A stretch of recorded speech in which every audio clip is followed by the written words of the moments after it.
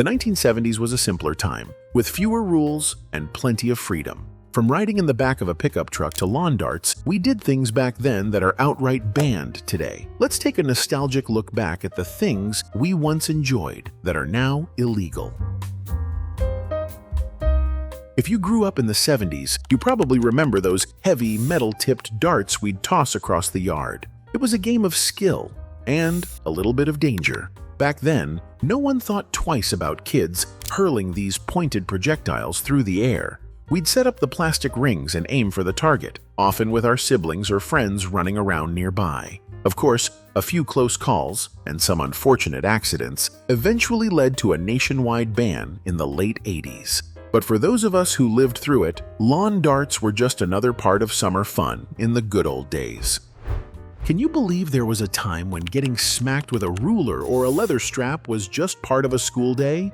Back in the 70s, if you acted up in class, the teacher wouldn't hesitate to give you a good whack on the hand. Or worse.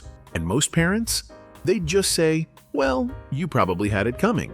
It was seen as discipline back then. But looking back now, it's hard to imagine this being allowed in schools. By the late 70s and early 80s, times were changing, and more states started banning the practice. But for those of us who lived it, it's just another thing from the 70s that would be completely illegal today.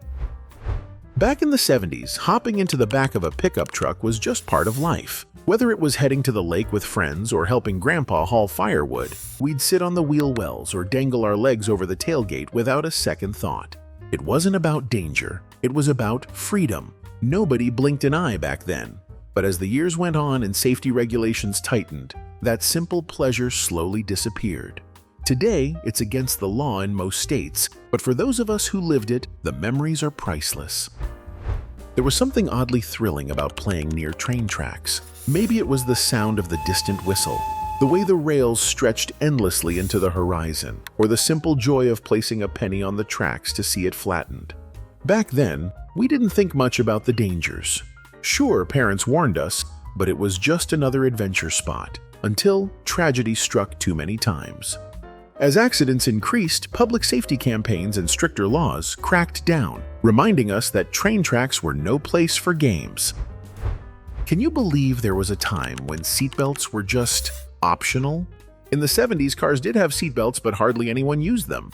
We'd hop in the back seat, or better yet, stretch out in the back of the family station wagon, sometimes even lying down for a nap on a long road trip. It wasn't until the late 70s and early 80s that safety campaigns and tragic accidents started pushing for mandatory seatbelt laws.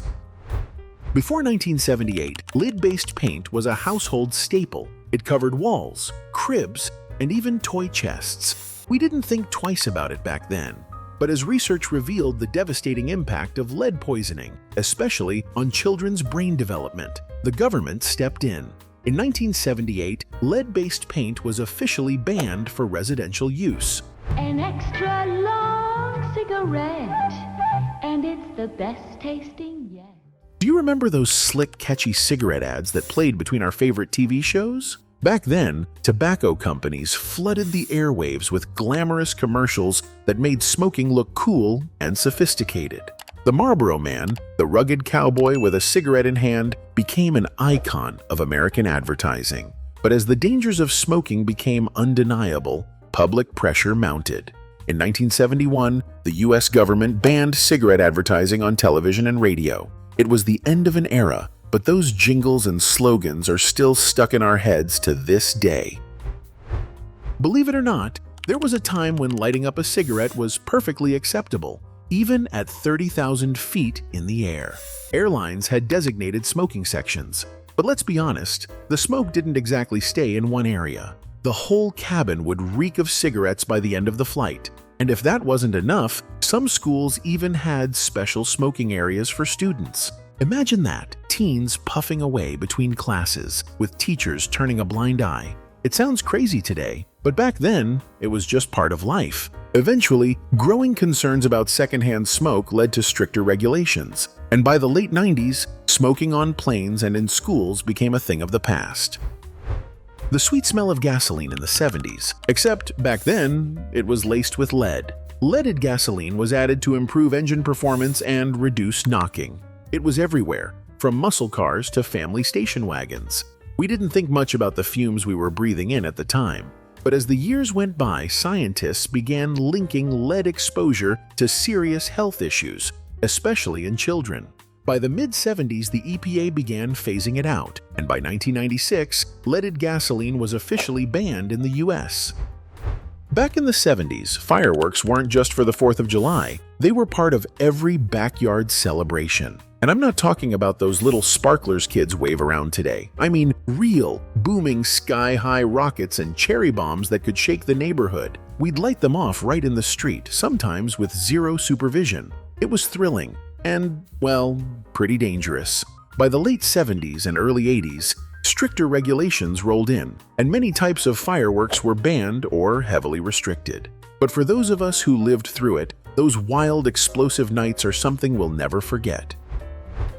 In the 70s, toy guns looked almost identical to the real deal. We're talking about metal cap guns, realistic BB guns, and even plastic replicas that could easily fool anyone. As kids, we'd run around the neighborhood playing cops and robbers, pointing these things at each other without a second thought. By the late 80s, toy guns were required to have bright orange tips or be made in bright, unrealistic colors. Back in the 1970s, cars were built like tanks, heavy steel frames, bench seats, and chrome everywhere. But safety features? Practically non-existent. Seatbelts were optional, airbags were unheard of, and rearview mirrors were considered more of a convenience than a necessity. It wasn't until the late 80s and early 90s that safety regulations caught up, mandating airbags and proper mirrors. But back then, it was all about the open road and the wind in your hair. Safety be damned. In the 70s, childhood was pure freedom. We'd hop on our bikes at sunrise and disappear for hours, only heading home when the streetlights flickered on. No cell phones, no check-ins, just a pack of neighborhood kids exploring every corner of town.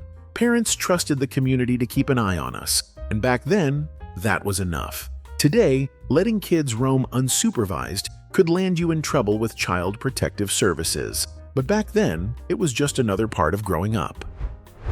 Back in the 70s, the legal blood alcohol content limit for drivers was shockingly high, 0.17% or even higher in some states. People believed they could hold their liquor and still be safe behind the wheel. It wasn't uncommon to see someone stumble out of a bar, hop in their car, and head home. It wasn't until organizations like Mothers Against Drunk Driving began pushing for change that stricter laws were enforced, eventually lowering the limit to 0.08%. You know, back in the 70s, having an exotic pet was almost a status symbol. People had parrots, iguanas, and even snakes slithering around their homes. No permits, no questions asked. I remember a neighbor who had a full-grown monkey in his backyard. It seemed normal back then, but eventually folks realized that wild animals weren't exactly safe companions. By the late 80s, regulations cracked down, and now you can't even keep a pet turtle in some states without jumping through hoops.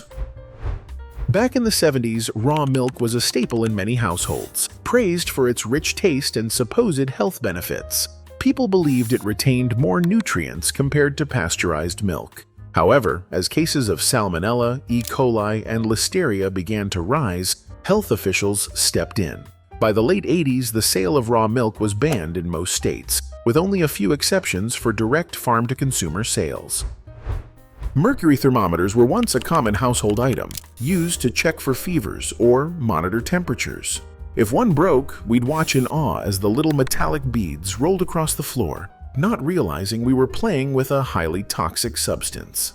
By the late 70s and early 80s, scientists began linking mercury exposure to serious health risks, including neurological damage. Eventually, the dangers became too evident to ignore, leading to bans and the rise of safer alternatives. Back in the 1970s, asbestos was hailed as a miracle material. It was fireproof, durable, and perfect for insulation. Schools, office buildings, and even our own homes were filled with asbestos-containing materials. Little did we know, those fibers were slowly releasing toxic dust into the air. By the late 70s, the link between asbestos exposure and diseases like mesothelioma became undeniable. Laws and regulations eventually banned its use. We sure had a lot of freedom back in the day, maybe a little too much. What about you? Which of these do you remember? Let me know in the comments. And if you love nostalgic content like this, make sure to subscribe for more trips down memory lane.